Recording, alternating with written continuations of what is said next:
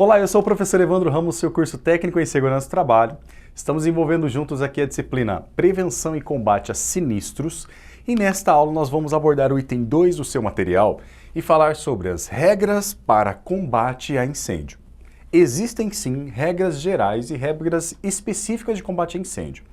Professor, com esta disciplina, nós vamos ter uma habilidade para já sair fazendo treinamentos e também combate a incêndios? Não, ok? Esse conhecimento que estamos abordando nessa disciplina é para justamente você ter a ideia ampla sobre o combate a sinistros, combate a incêndio. Caso você queira se tornar um instrutor em treinamentos, por exemplo, de brigada, de combate a incêndio, é importante que você tenha uma capacitação extra, além do curso técnico de segurança. O curso que eu sempre vou te indicar fazer para essa área específica de combate a incêndio, que complementa para muitas outras áreas para você como técnico de segurança do trabalho, para se tornar instrutor até mesmo em trabalho em altura, trabalho em espaço confinado, e assim dessa forma agregando mais conhecimento até mesmo em primeiros socorros e resgate, é fazer o curso de brigada ou de bombeiro civil, ok? Mais comum como bombeiro civil.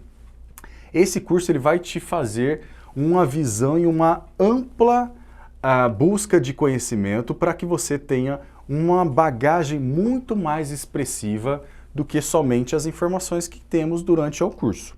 Dessa forma é importante então, caso você queira se jogar nessa área específica de combate a incêndio, ser instrutor, trabalhar como instrutor de diversos tipos de treinamento, além de executar a sua função como técnico de segurança do trabalho, aí eu te indico fazer esse curso de bombeiro civil, ok? E nesse sentido então, conseguia aprofundar essas regras importantes que estamos abordando aqui. Nesse sentido, como estamos falando de regras gerais de combate a incêndio, os incêndios, de maneira em geral, eles podem ser muito perigosos. Se tivermos um tipo de situação, por exemplo, num incêndio residencial, tem uma situação. Num incêndio em um apartamento de prédios num edifício, é um outro tipo de situação. Num incêndio florestal, e dependendo da cultura ou da agricultura que tem ali, ou até mesmo de tipo de mata, floresta, é um outro tipo de situação. Então é importante entender tanto as questões relacionadas ao processo de incêndio, fogo, como também ao combate. E algumas regras são gerais em qualquer tipo de combate a incêndio, ok? Então é importante que você nunca se coloque em risco ou coloque em risco a sua vida ou a vida de algum colega de trabalho por conta de querer apagar um incêndio em que você não tenha uma habilitação, um treinamento ou um curso específico para fazer. Ok? Nesse sentido, então, a primeira recomendação geral é tocar o alarme se existir alarme contra incêndios. E é claro que, entenda uma lógica, uma premissa básica. Se as pessoas que trabalham em uma empresa nunca ouviram o som do alarme, se as pessoas que trabalham na empresa nunca foram treinadas, orientadas, se acontecer de tocar o alarme, o que deve se fazer, não vai adiantar nada uma empresa ter um alarme, ok? Então entenda que diversos tipos de situações podem ser o próprio alarme. Nesse sentido, então, se você descobrir ou suspeitar de um incêndio e a empresa tenha todo esse processo de alarme, tenha treinado os trabalhadores, tenha feito também simulados de emergência para evacuação, aí sim, essa regra aqui sempre será bem clara e atendida por todos os trabalhadores, ok? E pode acontecer também de um treinamento que seja ministrado num prédio, por exemplo, num condomínio, e, obviamente, os moradores desse condomínio, desse prédio, dos apartamentos, à medida que for fazer esse treinamento simulado, ou for uma situação real de incêndio, os próprios moradores também vão fazer o processo de evacuação. Nesse processo é bastante importante, então, tocar o alarme, uma vez que as pessoas estejam treinadas, que elas tenham também sido feitos exercícios simulados e que tenham um amplo conhecimento, uma ampla divulgação sobre esse tipo de situação. Outro tipo de questão é, e se não houver alarme, professor, o que fazer? Se for um prédio ou uma casa ou até mesmo um escritório que tenha um piso, é importante que a pessoa mais esclarecida ou responsável, treinada em primeiros socorros, ela avise e comece a chamar todos os trabalhadores para evacuar, para sair dessa instalação, ok? Para a rua, literalmente, se for dentro da cidade. Se for uma área rural, sair daquela instalação e ter uma distância daquele prédio, ok? Daquela edificação. Então é bastante importante que as pessoas treinadas ou orientadas no combate a incêndio vá em porta a porta dos escritórios, dos apartamentos também, se for um prédio, e retire essas pessoas, chamando elas, avisando do incêndio e literalmente comunicando elas para sair daquela instalação, ok?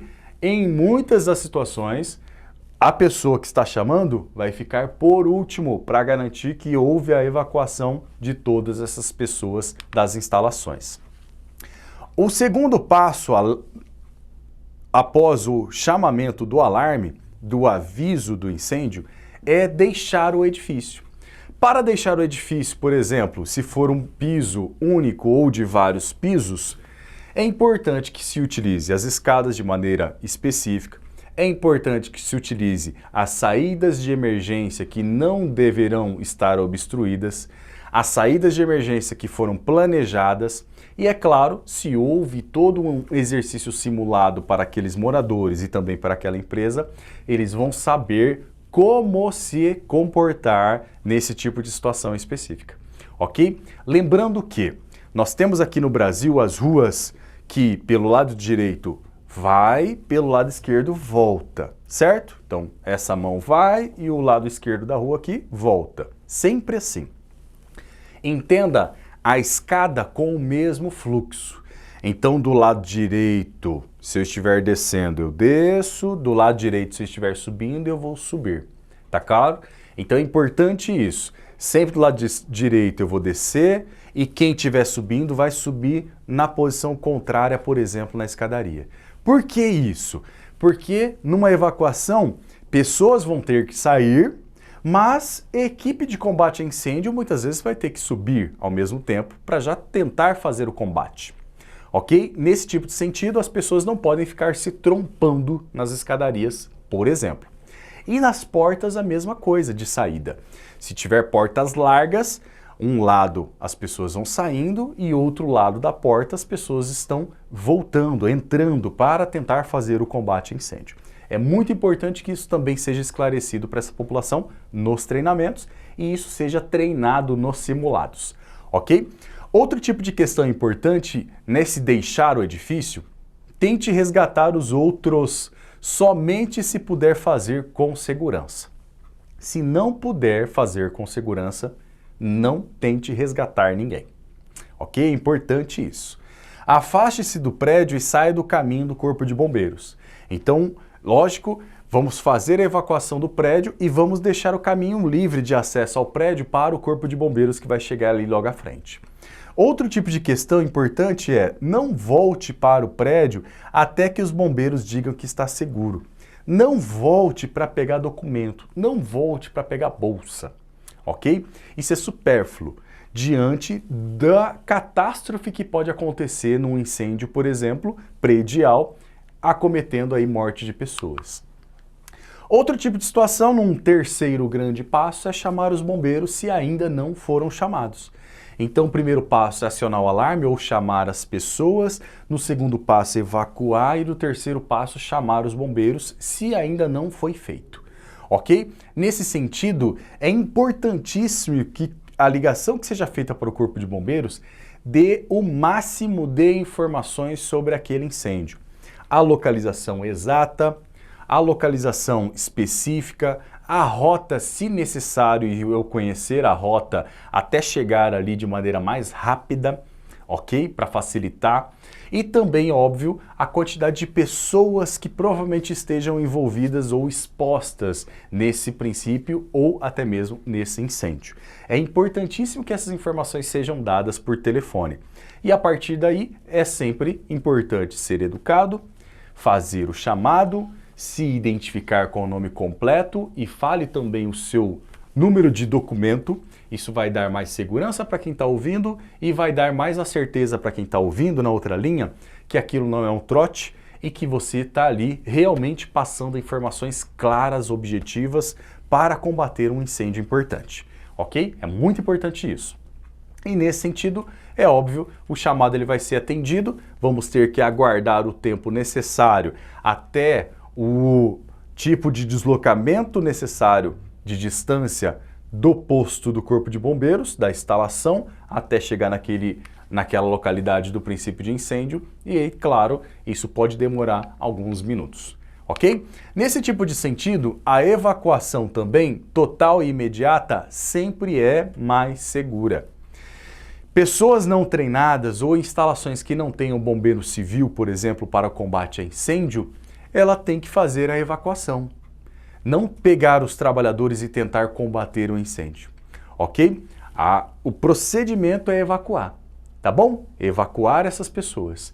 Outro tipo de questão importante é, se essa instalação comercial, por exemplo, tem bombeiros civis, eles já fizeram simulados com todo mundo, vão fazer a evacuação das pessoas, retirar essas pessoas da instalação e os bombeiros civis, em algumas situações, vão já iniciar o combate ao princípio de incêndio, ok?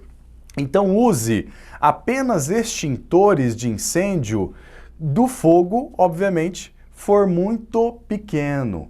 Caso contrário, não vai adiantar a utilização de um extintor de incêndio para chamas muito extensas e numa área muito inflamada, ok?